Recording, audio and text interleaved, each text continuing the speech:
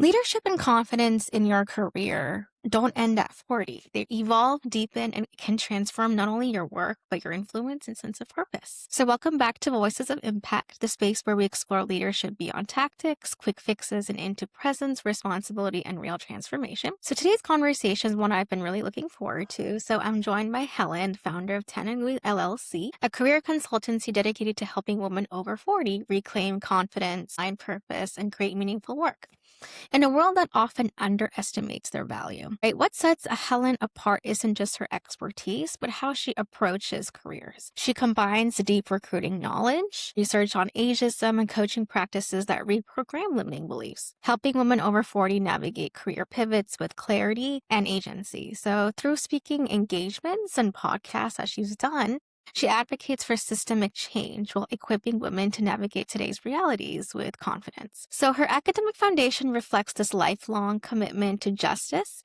She holds dual bachelor's degrees in women and gender studies and African American studies. And she's a proud member of 𝗪𝗵𝗁 and was awarded the Alice Paul Award for activism and recognition of her impact. So amazing. Yeah, so Helen and I share a belief that shapes everything we do. Women over 40, they're not declining, and they're actually evolving. And this is the beginning. So change, growth, and impact accelerate when we align confidence, purpose, and strategy. So welcome, Helen. So glad to have you here. Thank you. I appreciate the time, and I'm very happy to be here with you. Amazing. Awesome. So let's get into it. So Helen, tell us about your journey from recruiting and staffing into career coaching for women over 40. What was the pivotal moment that made you focus on this population particularly? Right, right. I think it's a combination. I've actually been fighting for women's rights since I was a young woman. So that's not something that was new. That was something that's actually a passion for me and drives me often. But when I was studying for my women and gender studies degree, I did a project evaluating through questionnaires the impact of age discrimination on women over 40 in the workplace.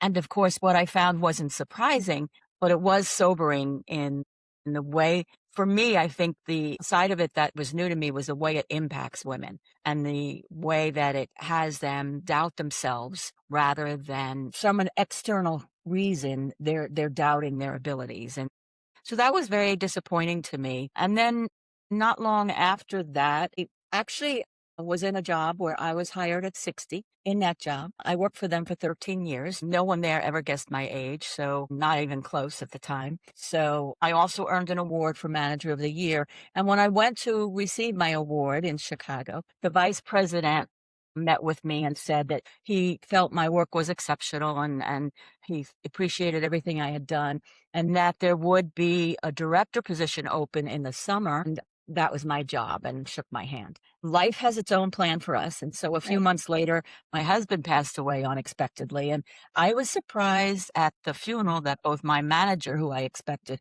but also the vice president, came to the funeral. And one of my children read some remarks that I had written up about my husband and I, and that we'd been married for 47 years. So at that point, his response later in the evening, the vice president, was that my marriage was older than he was. So it was an interesting comment for the time and place. And then as the year progressed, that was in the spring, and the summer was supposed to be the move and the opportunity for me. But of course, not surprising, he made lateral staff moves so that the position that he had promised me didn't exist anymore because he laterally moved people that were at that level. So he didn't have to fulfill his commitment. And I did try many times after that decision to reach out to him through email and voice messages. He traveled a lot, and he was traveling shortly after. I will give him that. But just to find out what changed. Why did you make a different decision? Of course, I never got a response. So I just kept doing my work. But I think what that did for me at that time, it forced me to stop waiting for someone else to decide what I was worth. It was time for me to look at what I loved to do, what I thought I was good at, what I wanted my next chapter to look like. And I did. And so I built a business plan, and then I took a leap based on the fact of my passion for women's issues. On my years of recruiting, I love helping people. I always have. My coaching experience, which I had for probably 10 years at that time, using it on my team or with my team, all of that led me to where I am today. and I love what I do today. So it was all a good decision. Amazing. This is very inspiring. Thank you so much for sharing your story. I'm sorry to hear that, but at the same time, you're serving your purpose now. And it's a little similar to my story. Of course, I'm not inspiring as yours. We have some plan that we go into career transitioning, and we start with the corporate, and then for some reason we get that calling that maybe this is what we're here to do, your passion. And then we go into starting a business, and doing it at this age is not easy, but at the same time, like I said, it's very doable, and you're a living proof of that. So thank you so much for sharing that and inspiring others to do that as well. So how do you define success for women you work with beyond these titles and paychecks? Well, I think my definition part of it is what energizes you to get up in the morning? Are you doing what makes you happy to get out of bed and get into doing what it is? Are you not happy? Are you anxious to get to whatever you're doing, whether it is corporate or entrepreneur or nonprofit, whatever it is you're doing? Does it excite you? Are you passionate about it? Does it reward you beyond whatever compensation you're getting? Because I think that's important. And that's what, for me, a lesson learned later. Although over the years, when I was in business, I felt successful. I actually started in the staffing industry in sales. And so I always felt successful. And later on, as a recruiter and then a recruiting manager, I enjoyed it. And I feel like I'm fortunate that I did that piece because it helped me to see what I wanted to do and how I could help people. Right. So without it, I'm not sure where I'd be. So I was happy about that. So that was success for me at the time. And now it's, again, translating all of that, identifying how I can apply all of that. And that's a piece of it that especially I think women lose track of is how much they've done, how much they've acquired as far as skills and experience. Because women tend to say, I just do it. You know, whether you're a mother, whether you're a businesswoman, whether you're a CEO, they just do it. Yeah. And they don't think about what the it is. So yeah, I think putting all of that together, success is when you're doing something that you get more reward than compensation and you enjoy doing it. Yeah, exactly. I love that. Absolutely 100% right. I mean, especially with women, like you said, we're just kind of doing it. We don't know what the it is. We don't know the why, right? I mean, go back Right. to the why, like what really makes us get out of our bed every single day, what excites us. And a lot of the women I talk to, especially in corporate, executive women, and then in terms of like engineering, these specific niches, I do see that it's totally fine to have and wanting that compensation, but also you can have compensation and work-life balance, whatever you value, whatever you love, right? And certain things. I had a client who came to me saying like, hey, Vina, I love to work for Chewy and the pet industry. But yeah, you can be in the pet industry and do what you love and have that compensation, right? It's not or, it's more and. So I just want to put that message out there. So absolutely for success, and we need to understand everyone success looks different for each person. Want to make sure we have our own definition and then lead with that, right? Lead with our values, right? So yes. Yes, I think as a coach, that's what's important.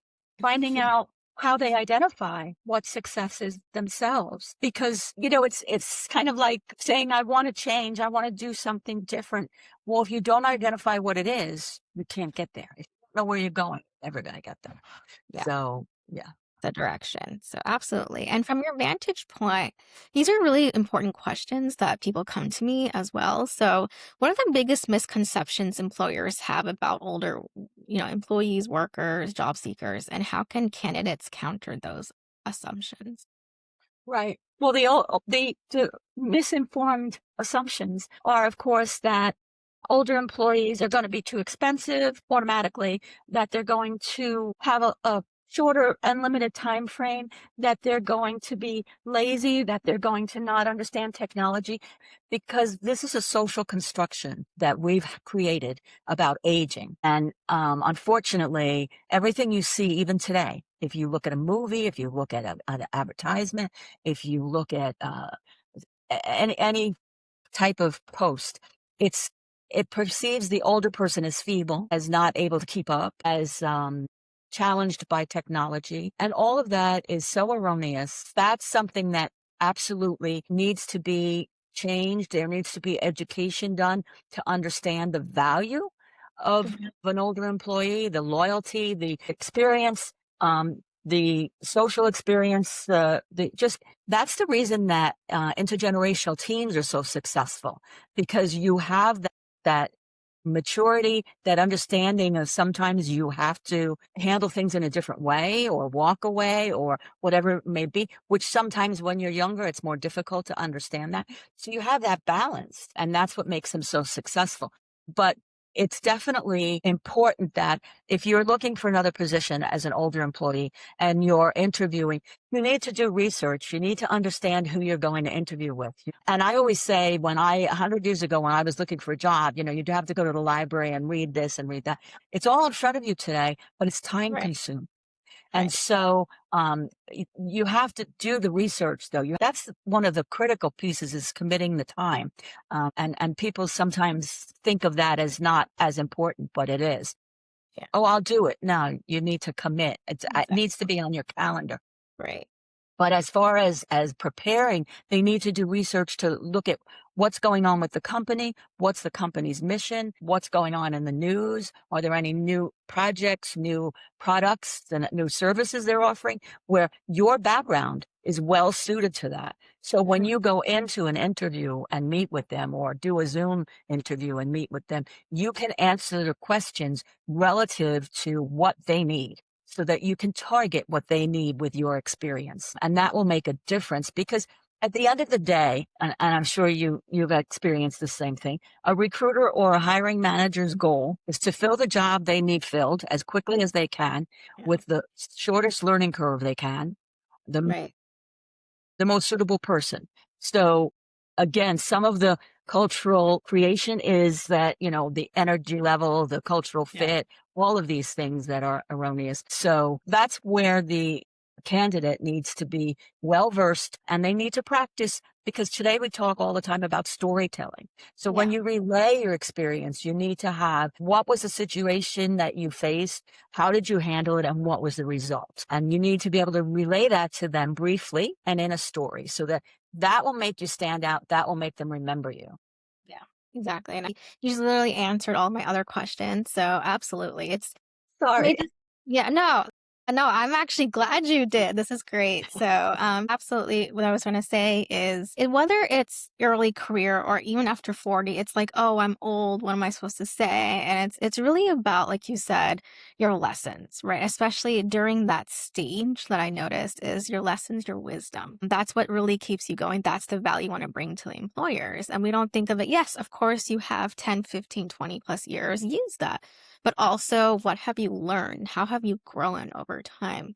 So like you said, that's what we have, these misconceptions, like, I'm old, I'm too old for this. I haven't done this, it's too late, but that's not true. I'm a different culture. I was going to say, I think you need to be a lifelong learner. So yes, there are things that you don't know, but we can all learn. Right. And something I used to do when I recruited across the board, and I dealt with a lot of young people, I would say to them, when you start that job, you get a journal and write down what you do. Because at the end of a year or 2 years or 3 years, you won't remember what you did. And some of it will be amazing. So you need to be able to go back and look at it. Yes. So that's why the exercise of take a blank piece of paper and write down everything you've done and what the skills involved were, so that you can educate yourself on your value, because that's what you need to know. Yes. Yeah. Of course, personal branding is key. Like what you said was so important when talked about time commitment, because I keep telling this to executives, and I think a lot of them are executives, and they're like, I don't have time for this, Vina. I just need to get into a new job. But how will you find a new job when you don't really commit the time to learning, like you said, and getting to know what direction you want to go? And a lot of people, like, they know it, here, but they're not really able to execute on it. So it's very important to do the slow down and speeding up, right? And understand that your value doesn't only come from years and, oh, I have to have this specific skill. Yes, that's needed, but it's really from within, right? What have you done so far? How much have you grown? And then reframing it that way. So Yes, absolutely. Okay, awesome. So going into AI, Because I know a lot of people are using AI and tech and everything with the modern job search. So how is AI changing recruiting practices, and what should women over 40 know to navigate like the ATS systems and algorithmic screening? Well, the basics of the ATS systems prior even to the big use of AI was the format, because the ATS systems read top to bottom, left to right. So you need a classic format on your resume and avoid columns or graphics. If you're a creative person and you want those on your resume, you should be sending those via email separately. Applicant tracking systems will stumble on them. So that's very important. I'm sure that you know as well as I do that AI is pretty much only as good as the user.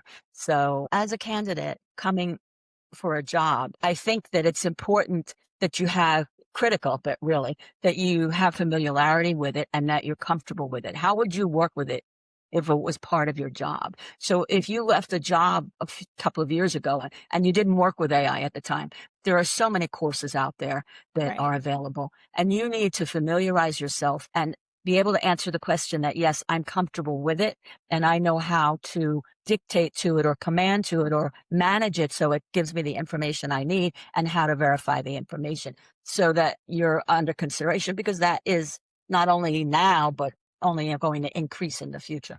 So as far as their applications and their resumes, again, it's similar.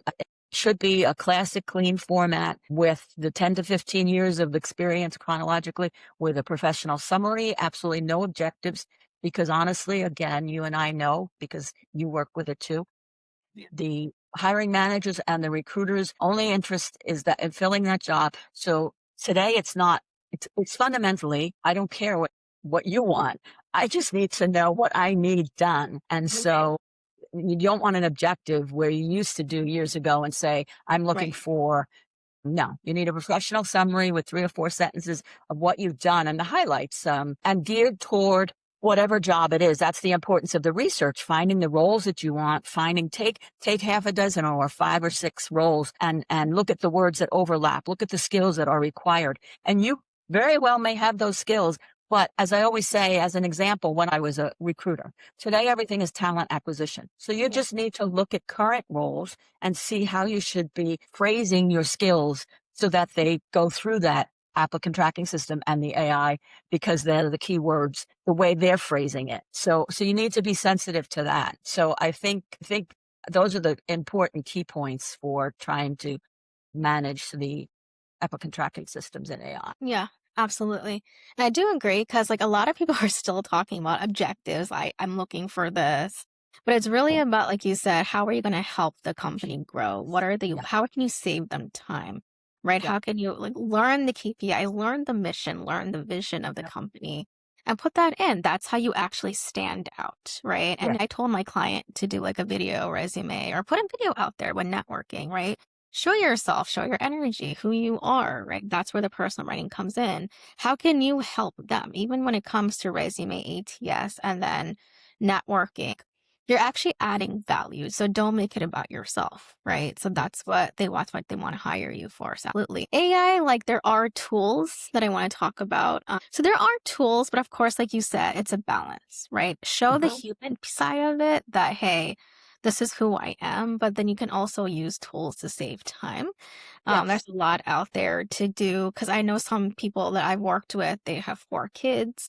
It's hard, and they're like, I don't have time to send out, so many messages. Well, it's really about quality over quantity, but at the same time, use the tools to use that to automate it, but don't use it too much. But right, so use it minimally. But it's really a balance, like you said. But really showcasing, going back to what we had talked about, is really knowing yourself, doing the research. The clarity is the key piece, the personal branding before anything else. And that's why I want to emphasize this so many times, because some people don't get it, especially executives.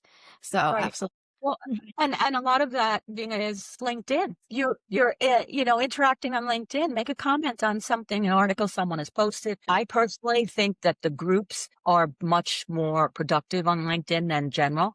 So if Yeah. you're a marketing executive, look for marketing groups. When I recruited for pharmaceuticals, I would be in the clinical studies groups and the laboratory groups. So look for the groups. If you're a writer, look for writing groups, and they're in there. And I think that they're more interactive, a little bit, and more targeted. So you can respond to an article that someone posts or a statement that they make and just compliment them or add to it. It's also a way that you then make a connection here and there, which is important. Exactly. And I want to add to that, especially 40 plus executives, they're like, well, a lot of the jobs are not posted. So you can enter the hidden job market, but it has to come with networking. You cannot go your traditional ways. Really reaching out with your own network that you have, building relationships, relationship building, especially 40 plus, if you're going in that. So I know we rely on past job boards. That's still coming on. That still people are be like, hey, I use this Indeed. Indeed's nice, but LinkedIn, you really have to like get to know the employees there, talk to them, build a relationship. Yes. And then maybe an opportunity will rise. And first of all, it's another thing I want to say that they're like, hey, I didn't get it quickly. It's not showing up. Like I applied, I'm not getting an answer. We do have to let go of outcomes at times. It is sometimes a long route, but that's how with 40 plus and executives, that's how you get into the job market these days, right? Right. So Right. it's a lot. Absolutely. I mean, the conservative numbers are 50 to 70% of jobs are filled through networking, whether the jobs are never posted or whether it's just because someone walks in and says, I need this type of person. And then someone else in the office says, oh, I know somebody who has that background. So that's the beauty of making those connections. And another group that I often suggest is alumni groups, because those also on LinkedIn I've seen them help each other tremendously. Right. Groups are doing well, a lot of them. I even found some groups on Facebook. I wanted to share this. Like, there's a huge women in product group. So who anyone's listening out there for product managers, they're all getting together and meeting up in person. They actually hold each other accountable as partners. So it's been great. Whoever wants to check it out. So learning from each other and just asking questions and asking authentic questions. Because I have some people still say like, hey, can you give me a referral? That's fine, but get to know people first, right? And if they're willing to, and rather than just asking like, hey, I have a job, because that was the old way of doing things. This way of doing it, it's very different for the modern. So Yes, it's building relationships today. And if you're still working, that's farm property for you, because you can just start to make connections and talk to people. And if someone is interviewed or has a podcast or a blog, just educate yourself on it and reference it to them. absolutely. So I have a question I want to ask, current challenges. So how does discrimination typically show up in the job search at 40 plus?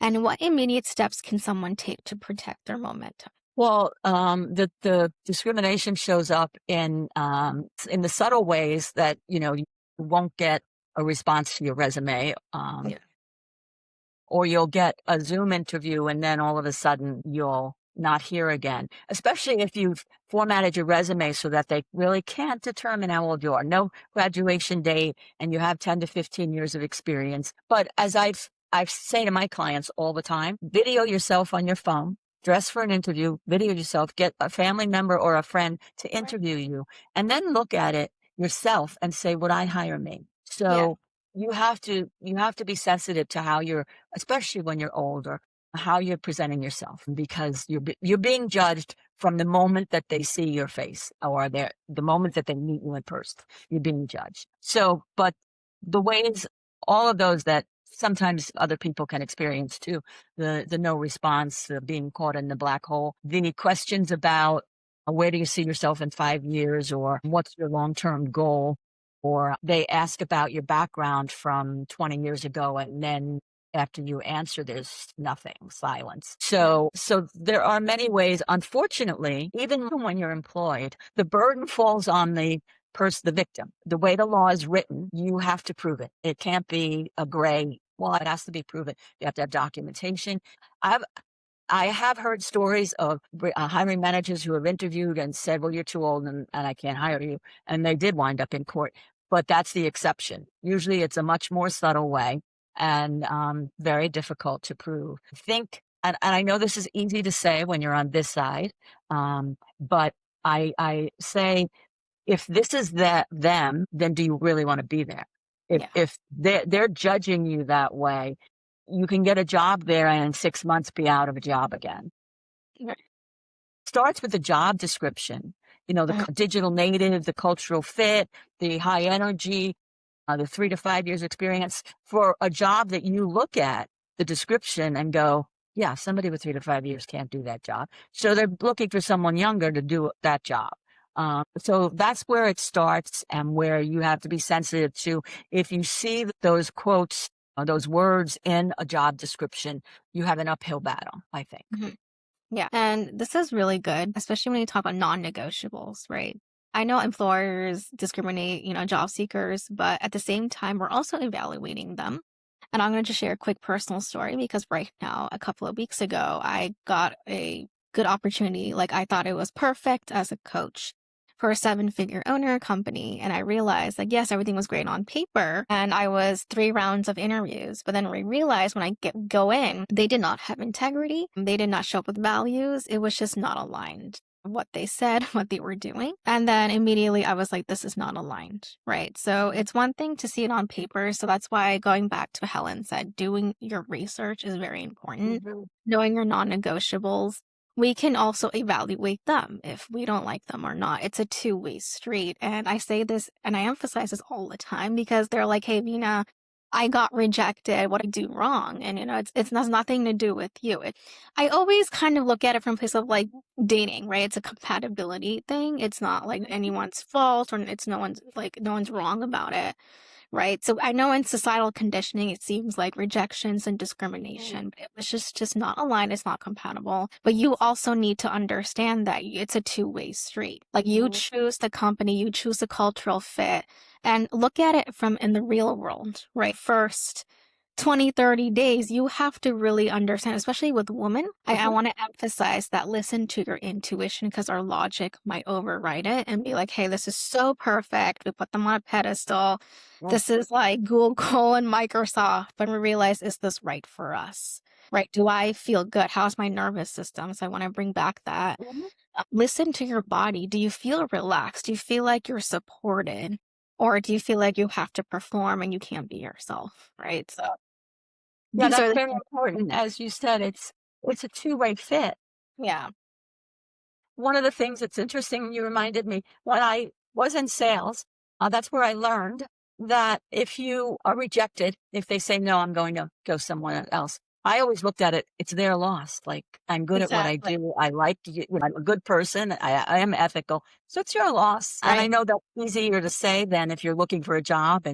But you have to, when there's a question, such as you said, or your intuition is telling you something in the back of your head, you have to look at it like it's their loss, because you're probably a much better person. Exactly. Yeah. And one of them, I had to leave or something, and he literally said, it was a different one. He was like, I'm glad that you're going and you're doing your own business, because like, you're smarter than what you deserve here. Like, you deserve some better elsewhere. Right. I was like, I didn't know my worth at the time. And I want to emphasize this for women, that please really know your worth, which is why it's so important to get that clarity. Your non-negotiables, what you bring to the table, because what you bring to the table, you value. You don't have to worry about anything else, right? And people are like, hey, how do I negotiate that salary? It's really from that value. It's really knowing yourself. And you don't have to work so hard in like job searching. If you nail that piece, and then you just follow the strategy, it's that easy. It's not that hard. And it takes time. But it's very doable. So getting into a lot of great conversation here. So getting into subconscious reprogramming mindset. So you and I know what that means. But obviously, a lot of people don't understand that still, which is totally fine. That's what we're here to talk about. So when a client faces repeated rejections, can you explain what that means, why it matters for career change, and how you can reframe the mindset to like rejection is redirection? Right. Well, our subconscious becomes accustomed to what we experience and absorbs it. And so if you have repetitive rejection, then your subconscious is absorbing that, and how you react and what is going on, and in a kind of subtle way wants to protect you, and so tells you that you can't, don't do that anymore, because it's just going to hurt you. So just stop doing it. Maybe you're right, and you are past your prime, or maybe this isn't the place for you. So what you have to do is look at that as a limiting belief, and then examine the statement. So if your subconscious is saying to you that you are past your prime, that you're never going to get a job because you're 60, which I always use because I did get a job at 60. So look at the reality of it. Is that true? Do you honestly think that there's no company in this country or in the world that would give you a job purely because you're 60? Not true. Also, another thing you can do is look at success stories. Look at maybe friends or colleagues or associates who have been successful, who have similar criteria as you. And then again, with my journal quest, keep track of those things, of the success stories, and try to read them every day, because that way you're reprogramming your subconscious to say, no, I can do it. That's not true. That statement's not true. I can do it. So I think that's what's important, is looking at it as a limiting belief, and then finding out the facts that pertain to it so that you can see it's not true. Yeah, absolutely. And like you said, celebrating wins it's very important. And everyone I come across, especially women at this age, again, back to what we just talked about, we're all in hustle and grind, and they're like, I have to take care of my kids. I have to talk to my husband. I have this meeting. It's like, when the people on the podcast, it was just like, I have a meeting. I have to go, right? And it's just really slowing down and being like, at the end of the day, taking 5 minutes and being like, what are those wins? Yes. Right? So what is showing up? Why do I feel this way? Can you get proof? Like, write down a proof. You have to document these things, like you said.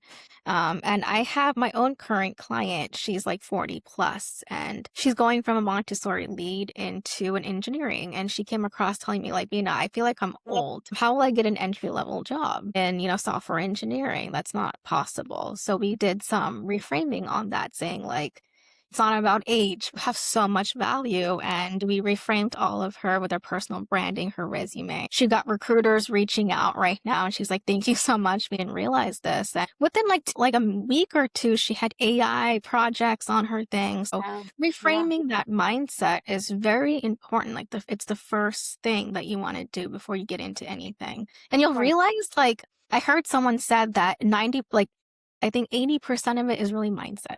It's a subconscious reprogramming, and 20% strategy. So that's like the major root cause of someone hitting these hurdles. And you realize, like, when you shift it, it's like, oh my God, like, this is working. You keep seeing results. So and so, as we said earlier, it's especially women underestimate what they've done. Right. And what they've achieved, and they need to go back and look at it, and they'll be impressed themselves. So, and even non-tech, like my client, as I said, she was a Montessori lead. She was like, I'm a school teacher, though. That has nothing to do with engineering. That's not true. There's a lot of things that you can translate from a teacher to an engineer, and so many things. And you're also a leader. And she's like, I don't have leadership, though. And you're like, you are a leader. You're a leader in Montessori in different ways, but you're always reframing, right? And that's key. And then, she got results. It's knowing yourself, knowing that this is possible, having the positive mindset, growth mindset is very, very important. So I'm glad that we talked about this. We're emphasizing that. And going into your signature approach. So can you walk us through your coaching framework for helping women pivot careers after 40? Well, initially I meet with them to see if we're a match. And then I like to find out, as you know, you have to find out what challenges they're facing. What's their biggest stumbling block? Once we've established that, then we can look at their tools, their resume, and how we can, as you just said, adjust that so that it's more suitable to which is why they need to know. That's what they need to identify when we're talking about their challenges and what is it you want to do, where they want to go, what is it they want to do. And then we can target conforming things to that picture, working with them to build their confidence and understand how much they've done. Say, when I work with women who have taken parenting gaps, if you've been the class mother and planned the class trips and got parents to agree to go as chaperones, you are great at managing the team, at negotiating, because God bless you if you can do that. So they need to understand, and that's a step we take, is looking at what have you done? What are the skills you needed to get that done?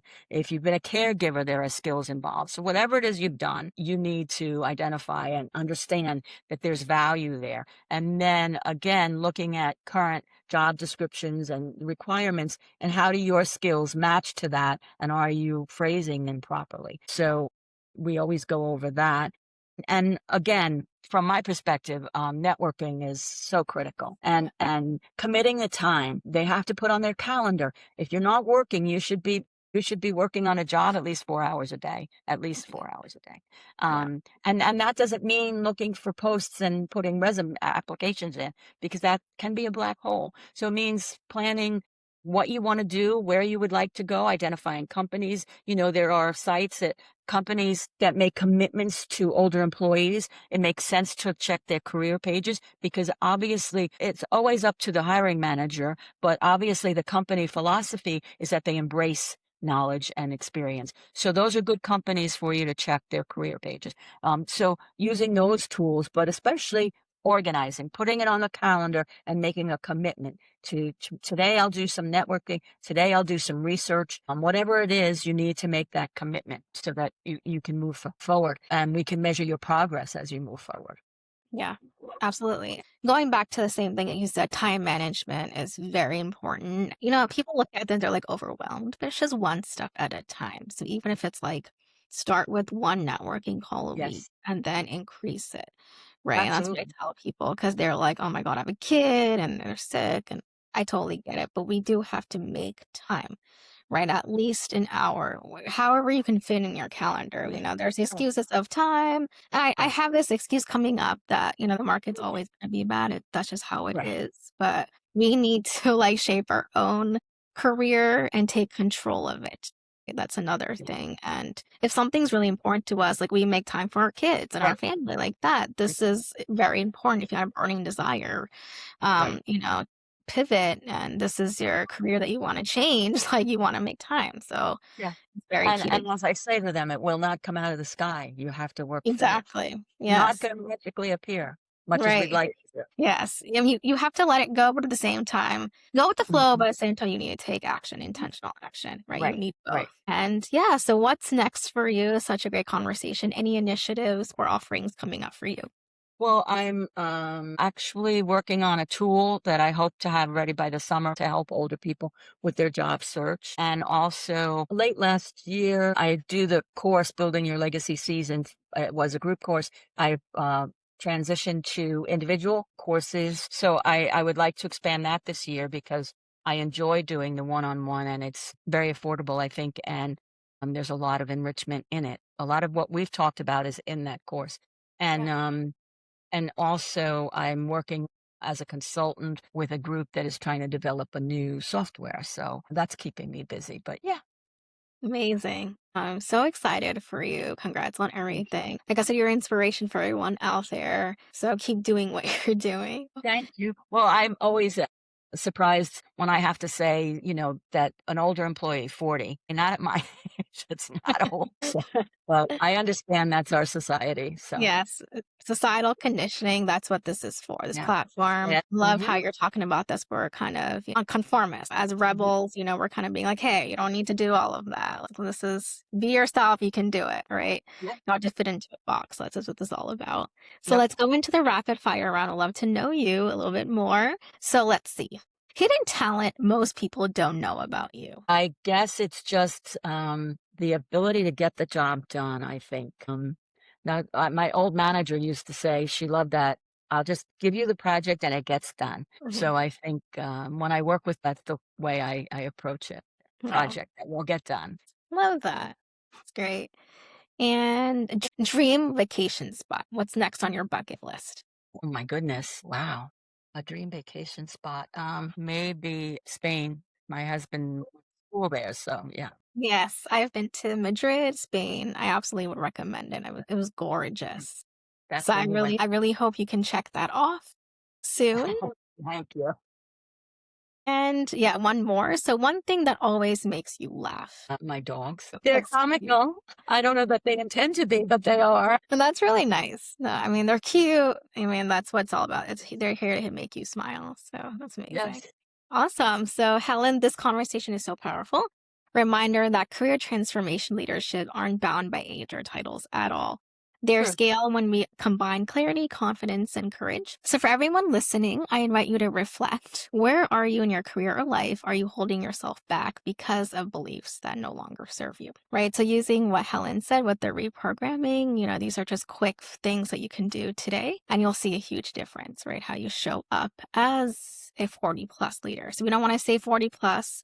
At the end of the day, you can do whatever. And my grandfather was 75, learned the violin. So there's just like so many people that I get inspired by 40 plus. I also want to share something quietly taking shape. So Sovereign Rise, a global collective for soul-led leaders and change makers to elevate voices, circulate wisdom, and co-create impact is going to be launched. So we're not going to be forced from hustle, but it's really about a conversation that aligns perfectly with the spirit of what's coming soon.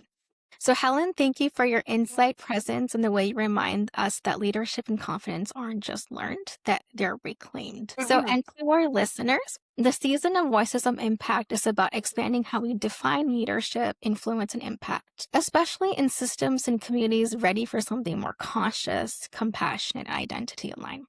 So until next time, remember that leadership, confidence, and career growth don't fade with age again.